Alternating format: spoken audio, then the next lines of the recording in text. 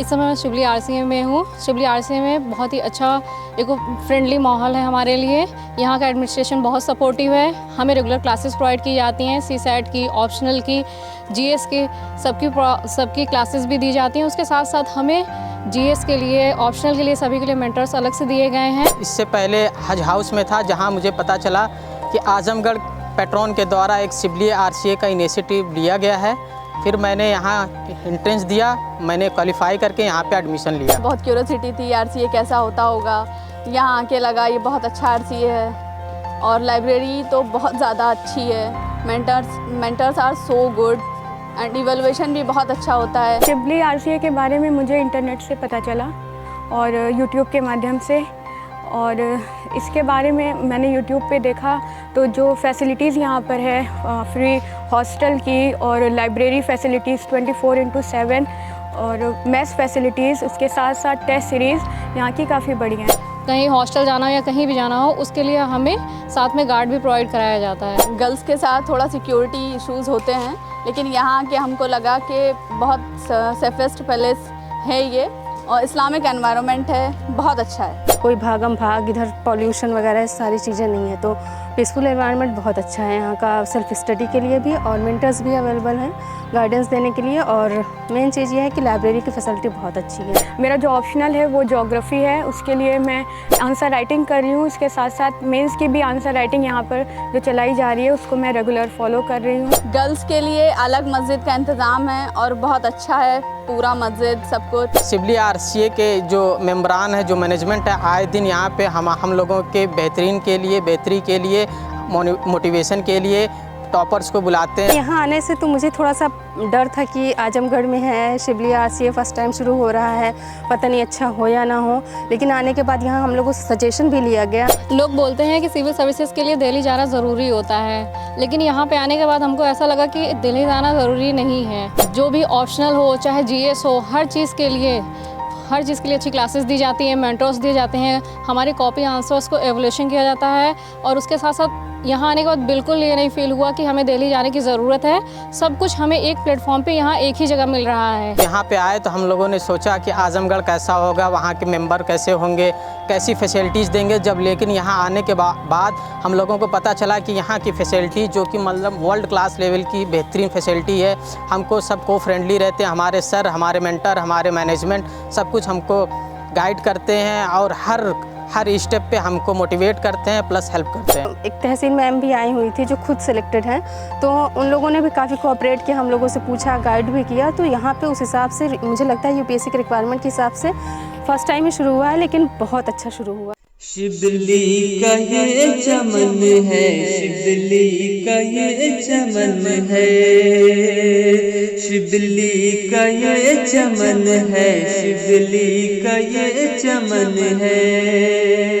ये फिक्र कौम मिल्लत, ये अज़मत वतन है, ये फिक्र कौम मिल्लत, ये अज़मत वतन है। शिवली का ये चमन है, शिवली का ये चमन है, शिवली का ये चमन है, शिवली का ये चमन है।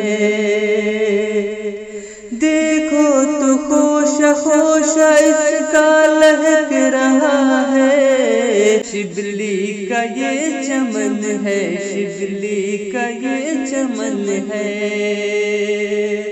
शिवली का ये चमन है, शिवली का ये चमन है। मैं एक बार में एक चीज़ खत्म करता था। अगर मैंने GS2 उठाया तो GS2 पूरा खत्म करूंगा। अभी GS2 में देखो बोर हो जाता बंदा, लेकिन मैं ये मान चुका था एग्जाम ही किसको पढ़ना अच्छा लगता है।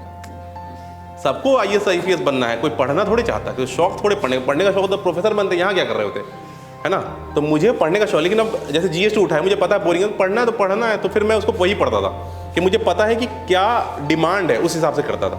शौक के हिसाब से नहीं कि आज पॉलिटी का शौक चढ़ा, पॉलिटी में ऐसा नहीं, पॉलिटी पढ़ लिया है, मेरा हिस्ट्री भी है तो मैं हिस्ट्री पढ़ूंगा। आप समझ रहे हो। 7 आवर्स मेरे को सोना है, 0.5 आवर्स पढ़ना है। अब देखो ये बीच में नैप का टाइम है, नैप से पहले मैं अगर ज़्यादा कुछ हुआ तो नैप से पहले कुछ और, नैप के बाद कुछ और कर लेता था। मतलब डिनर पे, और यहाँ पे डिनर पे कुछ चेंज करना तो यहाँ पे कुछ सब्जेक्ट चेंज कर लेता था बस।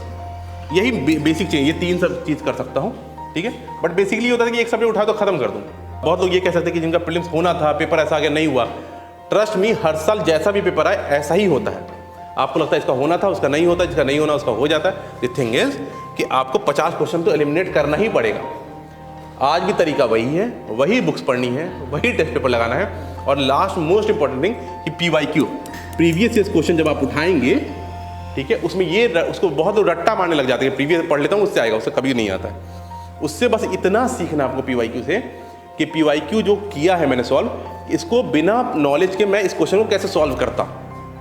सेम काम आप तो कोई टेस्ट लगा रहे हो, उसमें यही करना है कि बिना पढ़े, बिना नॉलेज के मैं इसको कैसे सॉल्व करता, यही करना मेरे भाई। जिनको डिप्रेशन की प्रॉब्लम है, ये बहुत इससे सबसे बड़ी प्रॉब्लम क्या आती है कि आदमी लोनली फील करता है ना। The problem with depression is कि जब तक ये आपको आता है तब तक आपको, जब तक पता नहीं लगता तब तक आपको हिट कर चुका होता है डिप्रेशन, है ना। एंड डिप्रेशन तो नया टर्म है, इससे पहले भी लोगों को होता था बट उनको पता नहीं था डिप्रेशन। तो वो कहते थे कोई बीमार ऐसे ही है, वो भूत पूत चढ़ गया, कुछ ऐसा है ना।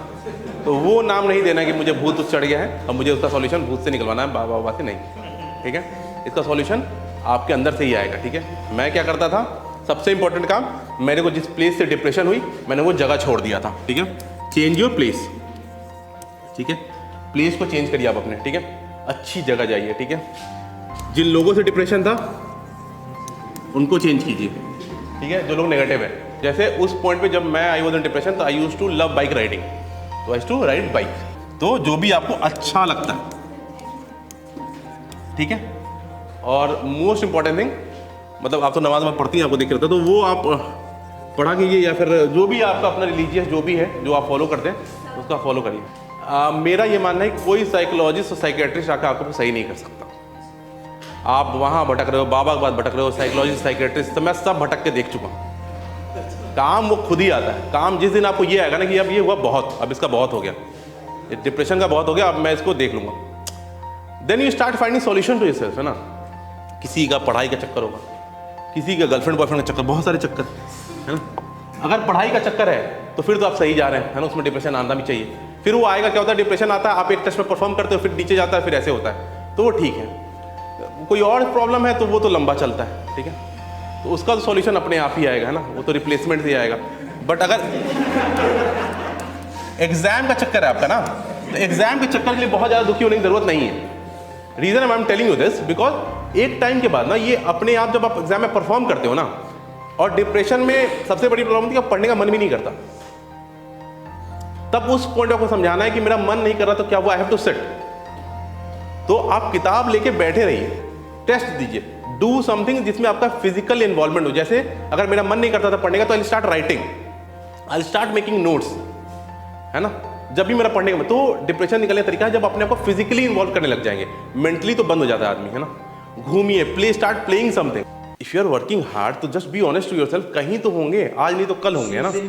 बस ये चमन है, शिवली का ये चमन है, शिवली का ये चमन है, शिवली का ये चमन है।